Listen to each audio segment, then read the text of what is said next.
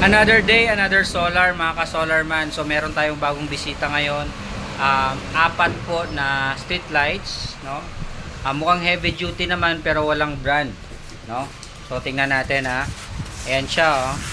Ayan, malaki din yung panel niya, pero yung panel niya luma na klase, no?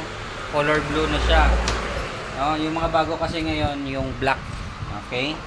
So mukhang heavy duty naman yung street lights pero sisilipin natin, titingnan natin bawat isa. So dito naman sa likod may mga waiting na po tayo ng battery kasi naubusan po tayo ng mga battery eh. Dito yung mga batteries natin dito. May mga bumibili din kasi dito, nagre-repair din, no? So kung gusto niyo mag-repair at matuto paano mag-ayos ng mga solar lights, okay, follow lang po kayo kasi tuturuan ko kayo step by step.